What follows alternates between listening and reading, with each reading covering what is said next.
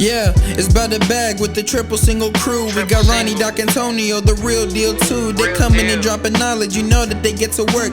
You know the triple single cover Bay Area sports. You know I'm coming hard, I don't feel like I'm in a hurry. Like number 30, I really got the range like Stephen Curry. Welcome back, everybody. This is the Triple Single Crew at TSC Bay Area on Twitter and Instagram. Check us out. Please be sure to subscribe to our channel as well and leave a like. We hope that you do. Let's get right into it, fellas. So, what's up with Steph Curry being the MVP candidate early in the season? What does he need to do? What does Steph need to do to be the MVP this season? Doc. Yeah, for sure. I think that is a really good question to start off this part two of our podcast. I think what Steph Curry is doing right now translates really well to him being in the conversation for MVP. I know a lot of people might point to the record and, we're not winning as many games as, people might think an MVP needs to win. But what we also got to remember is that Steph Curry's second best player, the second best player on the Dubs, is Draymond Green, who I think is averaging maybe 4 or 5 points a game if, at most. And that just goes to tell you that, the other defenses and teams can completely sell out on defending Steph Curry. Yes, everybody knows Steph Curry moves off the ball really well, but I mean, you would think, right, that the defense would just tell his defender, hey, stay on his hip, follow him everywhere, don't give him any room to breathe. And yet he is still finding a way to score 30, even 60 points a game, which is insane, right? When you really just take a step back and just look at everything he's been through, the fact that he's not playing with KD or Clay this year, right? Which is what I think what a lot of people would think would have made it a lot easier for him to score in this way. But it was interesting when he did have those two guys, he was a lot more of a facilitator. He had to find his rhythm. And even now, I feel like he doesn't take as many shots as he needs to. So if Steph just continues at the pace that he's on right now, and we win a few games and we make the playoffs, MVP. To me, and I know that may come off as biased. I'm literally wearing the Warrior jacket, but that's just really how I feel. Yeah, we are the Bay Area channel at TFC. So of course, we want to see it. So what do you think, Ronnie? What's up? Oh man, Doc said it all.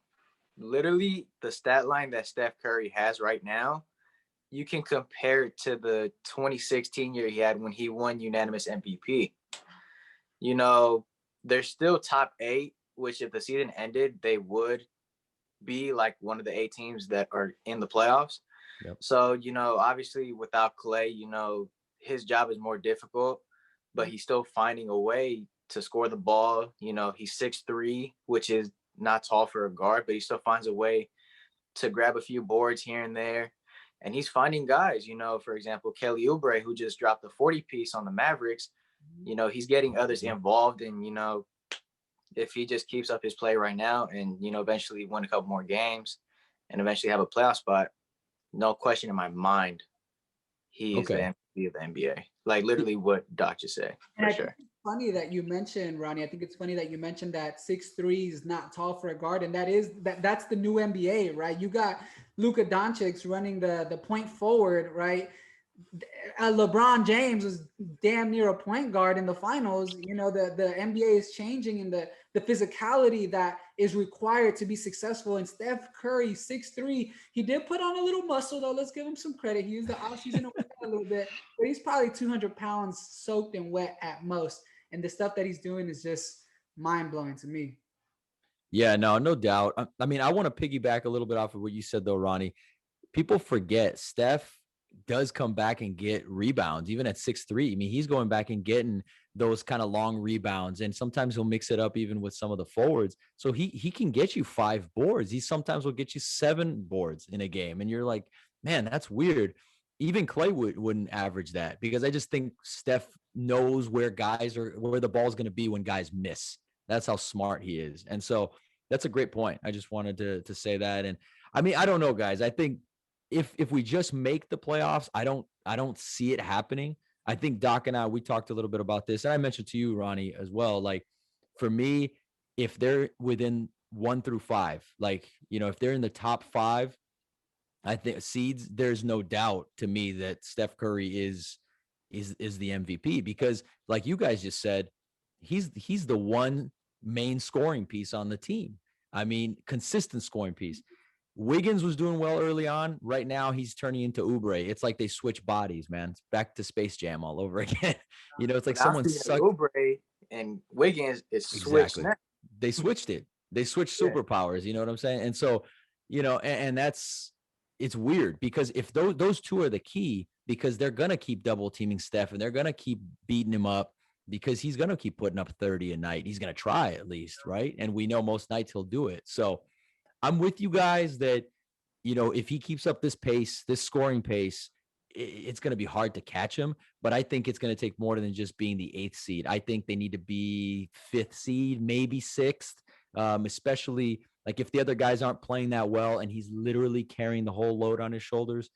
I think I can see it a 6th seed and he'll be the MVP, but I think it's going to take like the 5th seed in the Western Conference. Yeah, I agree. I think you and I have talked about the fact that the seeding, the playoff seeding, is also going to contribute to his MVP candidacy, right?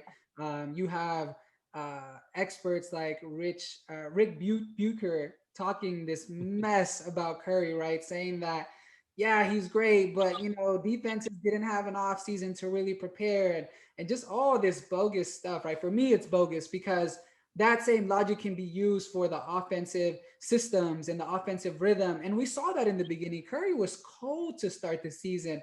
To be honest, I was worried. I wondered if you know, that missing a full season and not actually participating in full-on contact basketball, you know, could have done anything negative to impact his game. But he turned it on. He just had to get in basketball shape. That's what it was. And that's what I was hoping for. And don't forget what Ray Allen said too, right? That Miller's the greatest shooter. Yep. What are you watching there, Ray? There's only one. That's only one. The OGs, you know. And Miller would tell you the same. Like Reggie Miller would literally say, that's the one thing I got to say. Most of his takes, he's really brutally honest, but he's right, you know, most of the time. And he'll say, he's like, no, Steph is the greatest shooter. So I don't know why these guys, I get it, but Ray Allen's got the class, man. Like for me, and he's like a quiet leader. That was weird. So they're not always the experts. The quiet killer. Yeah, he was back in the day for sure. And I mean, he made one count, you know, as a Miami Heat. So yeah. I'd like to add on something to what Will said about MVP. So you said that they need to be like in the top 5, maybe 6th. You don't think maybe 7 or 8 just because of how loaded the Western Conference is, that you don't think, oh, like, you know, without Clay, he has Draymond, Kelly Oubre, Juan Toscano, that with those players, that it's very impressive that they even made a top 8?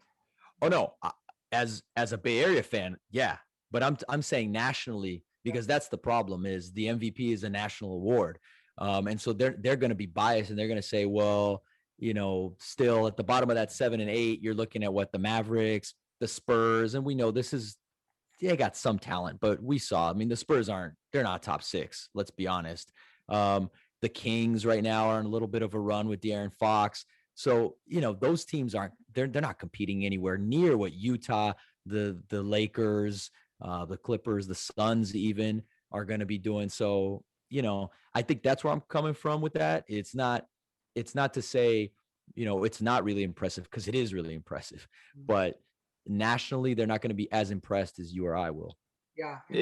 That just, you know, goes to them not watching the games every single Exactly. That's the other piece. They're not up at 10, you know, past whatever midnight watching us. Yeah, for sure. Right. And all of that's going to unfortunately probably hurt his MVP candidacy if they are only a 8 or a 7 seed.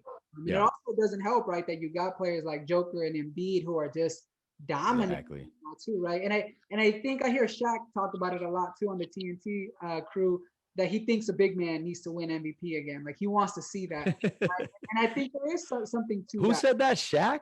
Yeah. So I think there is something to that. You know, there's something to a fresh face potentially winning. Yeah, and I mean, we can go on and on this for sure, and it's incredible. It's a really good debate. You know, the way Steph is playing right now, though, I agree with you, Ronnie. He's putting up numbers we haven't seen in 5 years. So for me, if we make it in, I mean, he's going to be top 2, top 3 in that vote, no matter what. So that's my take on that. just wanted to kind of move along. Got another hot take for you guys here.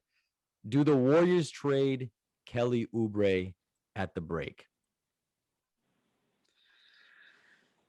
Ronnie, give it a go. Give it a go, man. No, man. Not right now, right? Because he's hot. Yeah, no, he's been playing some very good basketball lately. You know, I watched the game against the Mavericks where he dropped 40, or what was it exactly, like 43 or something like that. He almost had 50, I think. It was in the 40s, but back to the point, he's been playing great. If I were the Warriors, I just feel like Antonio said, you know, with Curry, you got to find rhythm. And, you know, once you find your rhythm, you know, you'll start playing excellent. And I know that there were trade talks earlier, you know, with the Pelicans, you know, trading Lonzo Ball for Kelly Oubre. But in my opinion, if Oubre keeps playing the way he's playing right now, I honestly would not trade him. I wouldn't, personally. Yeah. If I were the Warriors, I wouldn't trade him because he's playing at a really high level right now. And they've actually been winning too. So, you know, they have above 500. So if they keep it up, you know, like we said, eventually, you know, hopefully get a playoff spot. Yeah, for sure. It's not as easy of an answer now as it was a couple weeks ago, right? Like it's just, you know, a couple weeks ago, he couldn't hit the broadside of a barn, right? Like he couldn't make his threes. And when we talked about, if they're going to double team Steph so much, who's going to make the threes consistently? Wiggins is kind of 35% ish, and that's pretty good, right? So you need that second guy that can make threes. I mean, off the bench, you got Damian Lee is probably percentage wise, probably second best on the team, but he's only taking 2 threes a game, maybe 3, you know, and Oubre is just going to keep jacking him up because they're going to keep leaving him open. So the last few weeks he's been hitting them, right? So, you know, for me, it's the whole picture, right? He's lengthy. He can switch out on pretty much anyone 1 through 4. The defense is really important to me. If he can score, I told you this before, Doc, for me, it's like if he averages 15 to 18 a game, I don't need him to go 40, you know, once in a while. I mean, that's great if he does, but if he averages 15 to 18, man, and just consistently, then same with Wiggins, right? They're kind of interchangeable. Yeah, I agree. I think Oubre provides a lot of athleticism that the Warriors have lacked for a few years, right? I mean, KD was athletic, but I mean, he's also like 7'1", you know what I mean? But Oubre just brings this just other dynamic to the team that I think we've been missing for a while. But what it comes down to for me is, do the Warriors see him as a 3 or 4 year, right, player for them? Like, is he going to be on the team for the 3 or 4 years? Because I believe they have his bird rights, which means they can go over whatever cap there is for their team salary to sign him to an extension, right? After, because I believe he's on a 1-year deal. So that's what it really comes down to me. With what they have seen so far, do they see him as a part of the team for the next 2 or 3 years? If the answer is no, then yeah, trade him. There is no point in keeping him for the rest of this year. As much as I love my team, unless some divine intervention happens, we're not winning a championship. Like, we're just not going to win a championship this year. And so it'd be pointless to keep him for the rest of this year. If there was an opportunity to trade him for another player that might fit our system better, who you could then also potentially extend, right? I know Ronnie mentioned the Pelicans, and there was that rumor about Lonzo Ball. I know Steve Kerr came out and said, you know, there wasn't even a conversation. It was actually just the Pelicans reaching out. There wasn't even an offer made, right? That's what happens with the media. Rumors can just blow out of proportion. Bradley Beal. Yeah, right. But I believe that Lonzo, for example, could be a potentially good target. I know there's going to be a lot of people who are going to hate because of just his baggage with LeVar, and they're going to hate because he's had that really weird shooting mechanic for so long, which he's fixed a lot compared to when he first came into the NBA. I think he might be shooting at least 30% right now, which is where Oubre's shooting too. So that's a wash right there. From 3, you mean from 3? From three. Yeah. And then you add, right, his own sneaky athleticism. You add his advanced IQ compared to Oubre. Compared to Oubre, Lonzo's at another IQ level, and his playmaking would be incredible within the system that we use, right? Because we're not running a bunch of pick and rolls. Up until lately, Oubre wasn't even really cutting to the basket all that well. Now he is. The last few games, he's doing that pretty well. But I think ultimately it comes down is, do the Warriors see themselves extending him? Do they believe that he Yeah. could be a great six man once Clay comes back next year? Here's my quick little add-on for you guys too is, do you think that the inconsistency we're seeing with Wiggins and with Oubre this year would happen next year with Clay healthy? Because I don't, because I think they're going to be more open. It's going to open up the floor a lot more. So, and even if they're inconsistent, on a given night, that's all right, because Clay is there to give you 24 a game. Mhm. So I just want to throw that out to you guys too, is, for what they're giving you this year, this isn't the best they can be even, and they're still okay, and sometimes really good. So you got to think about that, because their length, especially like we talk about defense a lot, Kerr likes those defenders, 6'7", 6'8". I mean, he wants another Scottie Pippen on his team if he could find one, right? So he's trying to put them all together with Wiggins and Oubre, and see if he can replicate that kind of defensive length and disruption. So, and then whatever he gets offensively. So I just want to throw that out to you guys. I don't know. And that's, to me, so that's my argument for just say, you know what? Calm down, everybody. Let's keep these guys together. Clay's going to be back next year. Marquise Chris is going to be back as a backup big to Wiseman. So he's a decent player. And on top of that, another rebounder. And on top of that, you're going to get that pick from Minnesota, which is going to be a really good pick right now based on the standing. So hopefully we end up with that pick. Yeah. Right. So exactly. Hopefully we do. But there's too much positive, not now, but going forward, to me, to just say, you know what, let's blow up the mini experiment that we've had this year. So I just wanted to throw that out.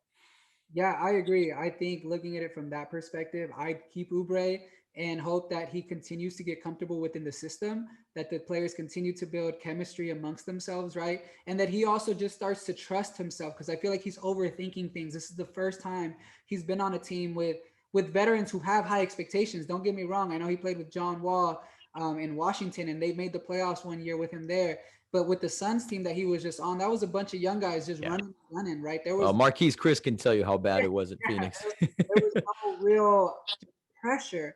And I think he's feeling that, right? And then I don't know if this, I'm not going to go too deep into this, but then he had something about an ex-girlfriend trying to blackmail him or something like that. And for as much as we believe that these players need to just focus on the game, they're getting paid all this money. When you got stuff going on in your personal life, I don't care who you are, that's going to be on your mind. You know what I mean? It's going to impact you a little bit. It's going to make you maybe have a hard time falling asleep. It's going to make you maybe not to be fully engaged in practice, because you got to worry about that, right? Even if it is his fault for being in that situation, at the end of the day, that might also be, that might have also contributed to his early season struggles. Yeah, no, for sure. Ronnie, you got anything on this, or because we got some other good stuff? Yeah, I agree with both of you guys. Because I think, like, let's say hypothetically, the Warriors do trade Oubre for Alonzo. When Clay comes back, he's not as big as Oubre, so he won't be able to help rebound, right? Or even, I know he has a better pass accuracy and, like, he's a better playmaker than Oubre, but that athleticism is nowhere near. So he won't be able to go down in the paint, be able to try and grab boards and all that. So I think, like you said, real deal, keep Oubre, keep these guys for now.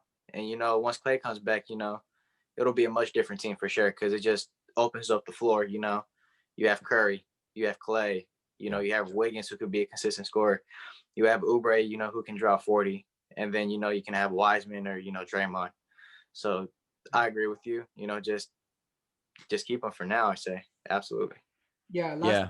Just because I don't feel like I hit on the question you had initially asked, and I'm glad you brought us back to the question, Ronnie. Sorry, guys, I can just go on tangents with so much information. No worries. But I agree. I think once Clay comes back, Wiseman will have a second year and hopefully be further developed. Marquise Chris will come back, and we'll just have, again, like I said, that chemistry. I do think that there'll be less pressure on them to be the guy when they're playing, and it'll allow them to just find their role and hopefully flourish in that role next year. Yeah, no, I totally agree. Totally. Shifting gears a little bit to the Niners, though, fellas. I mean, this is something that we've been talking about ad nauseum, and you probably heard it in a bunch of different podcasts and have been reading about it. But the Jimmy G situation is just not going to go away, and we're going to get into it more, obviously, going forward. But do you guys think right now, from what you know about Jimmy and his body of work, okay, when he's at his best, can the 49ers even win a Super Bowl with Jimmy G as the starting quarterback? Before we get into that, I know you guys are probably going to start questioning how'd he go from having a Niners jersey to having a Raiders jersey. The previous jersey that I had in the first episode was Chuck Jacobs. You know, he was on the practice squad, I believe. You know, he was with the Niners for a little bit. I wore his jersey because he's a Richmond native like Doc and I, you know, just thinking like, oh, you know, somebody from Richmond, you know, city that we live in, and he's in the NFL. Like, you know, it's just crazy. So, you know, just trying to show that support. You know, he went to the same high school as Doc, and, you know, I got it as a gift from a previous podcast that I volunteered to help for. So don't clown me. I'm a D-Wall fan. I don't represent no team or anything, but just trying to show, you know, my love support, you know, towards Richmond natives and all that. So that I just want to put that out there, and, you know, we can go back into the question. Yeah. Let me quickly share on that too. Yeah, I had the opportunity to go to high school with Chucky Jacobs, is what we used to call him, Chucky. Chuck Jacobs. I believe he went to community college, then he transferred to Utah State, and then he balled out. And, you know, he had an opportunity to be on the practice squad. He even played some preseason games. I actually want to say, if I'm not mistaken, he might have scored a touchdown in a preseason game. I think I remember that clearly. Nonetheless, amazing guy. We graduated the same year. I'm not going to sit here and say we were best friends, but we definitely knew of each other as I played baseball in high school. He played basketball, football, ran track. The dude was a speed demon. And he just had the most wildest growth spurt that I think I ever saw firsthand. Because I think our sophomore year, he was like 5'8", and I think by the time he was a junior, he was like 6'1". So, you know, I couldn't get that growth spurt, but he got it, and he made the absolute most out of it. I think the last time I had seen his name on an NFL roster, he might have been with the Ravens, if I'm not mistaken. But that's besides the point. Definitely shout out to Chuck Jacobs, brother. We appreciate you here in Richmond. You're a big inspiration to the youth out here, to even ourselves who had the opportunity to know you when you were also a youth coming up. And we know you've been through a lot, but, you know, just keep grinding, brother. We love you, and we wish you nothing but the best.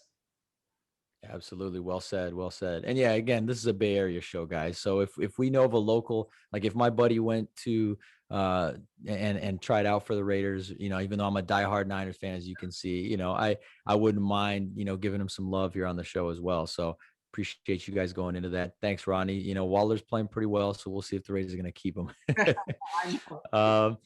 But so, that's for another day. Back to your question, Real Deal.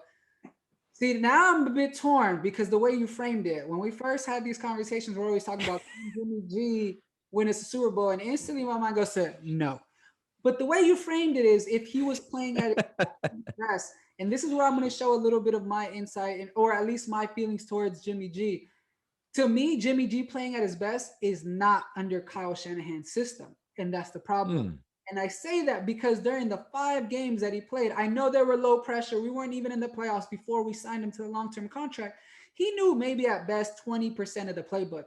And I think Kyle let him be more creative. And what I've come to learn more and more as I learn more and hear about Kyle and the way he wants his quarterbacks to function is he wants them to follow his reads to the T. He's like, here's the play.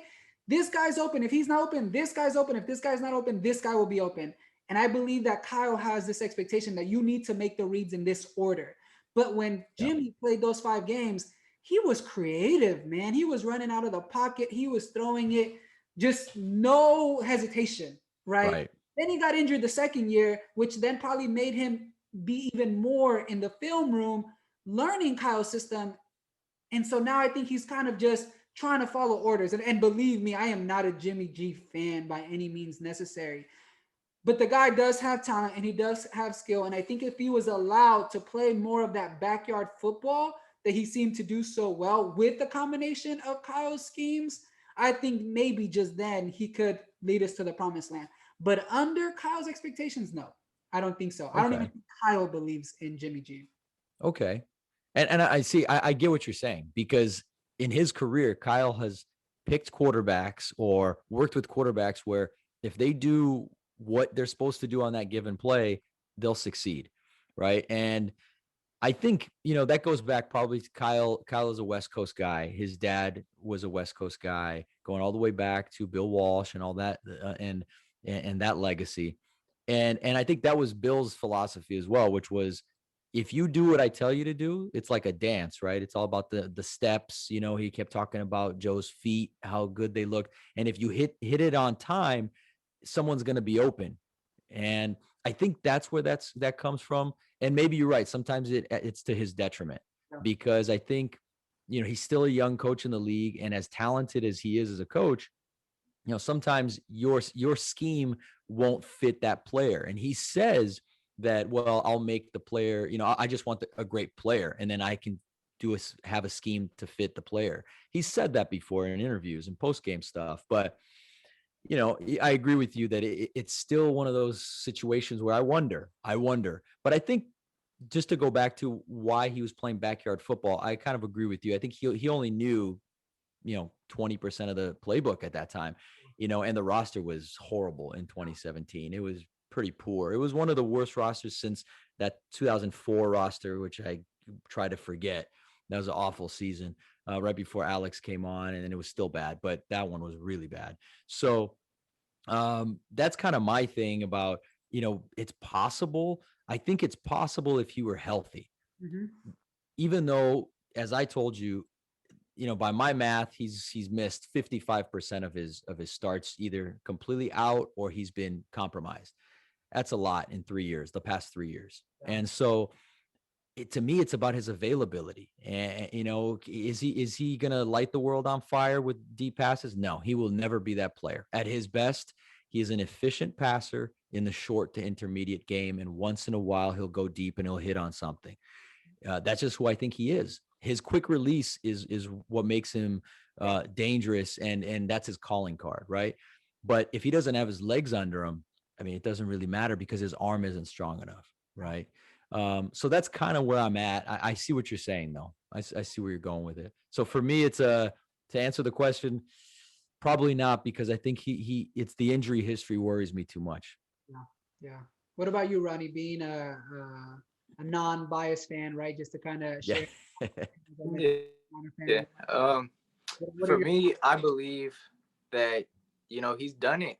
I mean, I wouldn't say that he necessarily took San Francisco to the Super Bowl. I believe it was their run game and their great front line that led them all the way there. But, you know, I feel like if the Niners had a complete healthy team, they were literally 7 minutes away from winning it all. But then, you know, they played against Patrick Mahomes and, you know, that loaded Chiefs offense. But he was a bench, like he was on the bench for Tom Brady, I believe, when he was in New England. So he learned from the best. And, you know, once he was given the chance to start, you know, he had that great last 5 games. He went 5-0, and then he tore his ACL the following year. You know, I believe that if they have a complete team once again, that I think he will be able to take them back to the Super Bowl. For sure. I think he can do it. Yeah. I don't think he's not the best quarterback available, but I think he can take them back there. You know, hopefully, you know, they win it the next time that they go. Yeah, and I agree. I think when it came down to that Super Bowl run we just had, it was definitely the run game, and our defensive line was just monsters. They caused havoc. And then we had a young Fred Warner who was coming into his own, a young Dre Greenlaw, his rookie year, just balling out. Richard Sherman still had a little bit of speed, although we saw that it wasn't there when it mattered most in the Super Bowl. But I think just really just thinking about this question and just listening to all of your responses, I don't think Jimmy G can win us the Super Bowl, right? And I think that's right. What my concern and problem is with him. I think he can get us there, like Ronnie said, and like he did, right, in 2019. But can he win it? If the run game is not working, if the defense is struggling, can he win the Super Bowl? And I don't think the answer is yes. And I know there's going to be some people who view this and say, oh, it's a team sport. He shouldn't have to win it. I understand that. I get that. But I do want to feel like our team has a quarterback who, if he absolutely needed to in the biggest game of his life, can do it. And I know he showed that he can win a barn burner against the Saints, but the Saints defense was awful. And there's a reason why the Saints haven't made it to the Super Bowl since they won it against the Colts, right? There's a reason they haven't made it there. Even Drew Brees, for as great as he is, like just hasn't been able to make the plays down the stretch either. But Jimmy G just doesn't give me that confidence, right? If the game was on the line and it was in his hands, I wouldn't feel comfortable. And that's what I want. After so many years of just seeing just this turmoil of quarterbacks within our team. I want that. I want that. Shout out Deshaun Watson. I'm thinking of you. Yeah, man, They have the that'd pieces be around great. them. They have the pieces around them to win it. They just need not a top tier quarterback, but like, a solid quarterback that'll be able to get the job done. Yeah, and I mean, we can get into the options and whatnot going forward, but just to shift gears a little bit on this, because I think we all kind of already shared our opinions as far as Jimmy goes. But so let's say they don't they don't trade up for a quarterback, or they don't make a trade for a quarterback. What do you guys see that they need at 12 more than anything? Is it corner? Is it O-line? Is it pass rush? Should they even gamble on that at 12? You could say that they can move back as well. I'm okay with that. But what do you guys think if they don't go quarterback? I think I'll go first, just being a 49er fan, right? And constantly following the latest news on just what's going on with the team. I love the options that you put out there, right? Is it a cornerback? Is it O-line? Is it a defensive end, right? I mean, shoot, let's say hypothetically speaking, Jalen Waddle was there, or Devontae Smith somehow fell to 12, right? Would we take them? But without that being an option, I think realistically, and what my hope would be, as we just saw this Super Bowl, I'd actually say defensive end. And I know some people are going to shout and say, we've been drafting that for so many years. How many more defensive ends or tackles can you take? But with Dee Ford just not being healthy, right? Imagine Bosa, who hopefully comes back healthy. I don't know if y'all saw that there was a report by the surgeon saying that the injury was actually a lot more severe than a normal ACL tear. So that's a little bit worrisome, especially since he's had some injury concerns in the past. But I'll digress on that for now. Yeah, they said it wouldn't hamper kind of the recovery time. It was just good point. Ahead of time, but definitely just wanting to bring that up, right? Yeah. So I would just love to see a healthy Bosa and another healthy guy on the other end. That would unlock Kinlaw. It would allow Armstead to not be a bum. In my opinion, he was kind of a bum last season. But who knows? Maybe some of that was just because we didn't have another edge rusher, especially once we lost Bosa. Because shout out to Kerry Hyder. He played amazing. And I hope he did. I'll find a way to bring him back. But if we could get another young stud on the edge, my God, we saw what it did when Dee Ford was healthy. Here's my thing with that, though. This isn't the deepest draft when it comes, or excuse me, this isn't the deepest draft, but it's also not the most top heavy for defensive ends. I know that Rousseau is good out of Miami, but it's kind of inconsistent.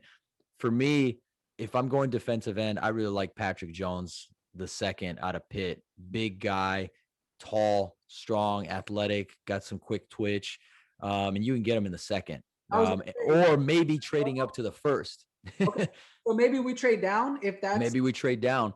And then there's another corner that I like later on, probably around the 4th or 5th round. You could pick that big kid, Benjamin St. Juste out of Minnesota. He's 6'3" or 6'4", I believe.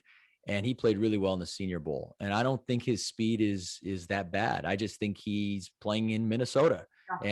And you're playing in these different programs that don't get a lot of play as far as national attention goes, then your draft stock is going to drop. But I think you can get him probably in the 4th or 5th round, and I'm not saying we should settle for that at the corner position, but I think if you have a couple of healthy, our corners are not that bad. I mean, they're just not that big. So what you need is some size, and so, that's kind of where I would go with it. But yeah, I mean, I understand what you're saying. I think if Surtain is there, if Caleb Farley is there, if those guys are there at 12, I don't know if they will be. Then, I mean, you got a decision to make. You probably want to take a big time corner. Offensive line, you can keep building it in the 2nd, 3rd, and 4th rounds, right? Like, so it's not the end of the world if you don't draft a lineman, either offensive or defensive, in the 1st round.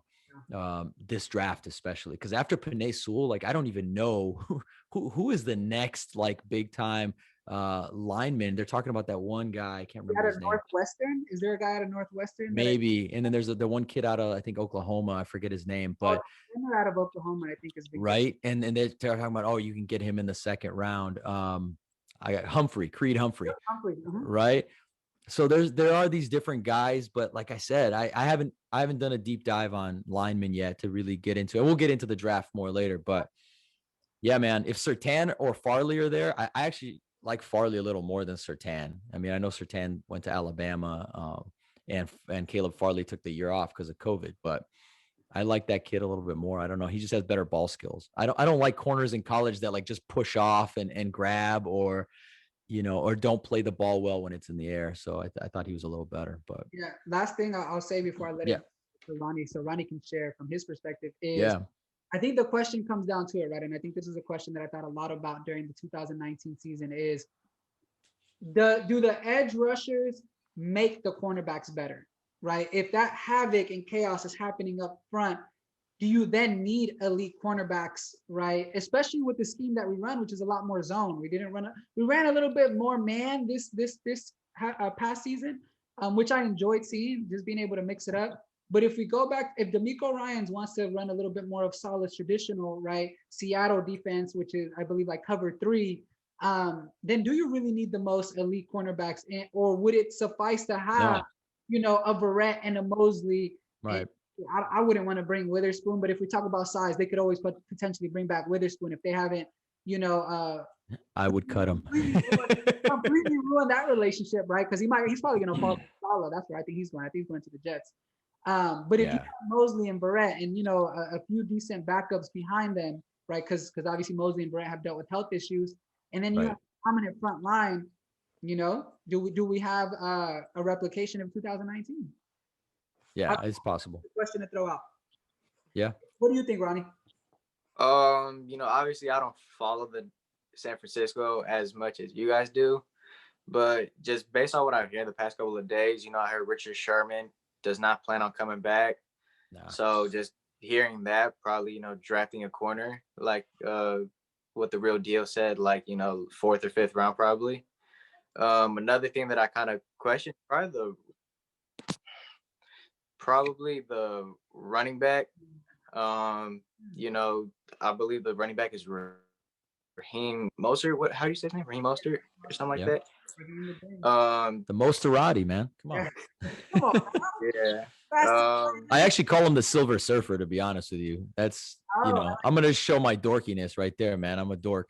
Because of the comics, and he likes the surfing celebration, so that's why I go that way. But like, let's say if he does, well, I'm pretty sure he might come back, but like, let's say if they like have no other option to draft a running back, I'd probably say like it's probably early, but probably like Najee Harris, Bay Area native. Man, Najee. But he's probably going in the second, right? Early in the second round, maybe late first. You could get him. Yeah. That's what they said. I don't think he's dropping to the third, man. You know who I like, though? I'm glad you brought up running backs, because you're right. It'd be nice to have some depth. I like that kid, Michael Carter, out of North Carolina. So he showed out in the Senior Bowl, but he averaged something like 7 or 8 yards a carry this year. And I don't care where you're playing, man. That's incredible. So he's built kind of like Frank. He's 5'8", 200 pounds. But, man, he's got, to me, I like that, because I like dudes that can hide behind their blocks and all of a sudden they just kind of sneak out and get 20 yards. So, I mean, and you can probably get that guy again. That's a second-day pick, because they're not looking to pick these guys, these running backs from these smaller programs. Well, not small, because, I mean, they were ranked this year. But, it's not Alabama or Clemson. I mean, Etienne is going to go in the end of the first round, probably to the Jets. So, another running back that I also like too, that I actually was able to watch, was Ramondre Stevenson, running back from OU. Yep. Obviously, his draft stock probably going to drop after that suspension that he had last year and missing the first 6 games. But, I think that could be possibly a steal. He's like 6 foot, 6'1", like 250. Last year averaged 8 yards a carry. I think that'd probably be a steal, but no, I think you're right. I think you're right. Like, I think that they do need some depth there, but the Niners, like they took Jeff Wilson as undrafted, Breida undrafted. So I don't worry about them in that position, because they seem to know how to pick these guys late and turn them into something. And remember, we got Hasty coming back too. So, he'll be a good, like, 3rd, 4th back, definitely better than Coleman or anything McKinnon. I don't know why McKinnon's talking, dude, to be honest. I would have cut him. I would have cut him on the spot. Yeah. He's making it tough for us to appreciate the effort that he put with the way that he's exiting. Yeah. We kept him. Man, you get hurt for 2 straight years, and we keep you, we pay you. It's like, dude, come on now. Yeah. So, but anyways, that's pretty much what I got, boys. I mean, we got some more that we can get into, but we'll be here probably all night doing this stuff if we do that. so Absolutely. so with that, I just want to say thank you all again. Make sure once again you subscribe. We hope you do, and hope to see you all next time here at TSC Bay Area. Have a good one, guys. Yes, Night. sir. See y'all. Doc signing out. Real deal. Ronnie out. Peace.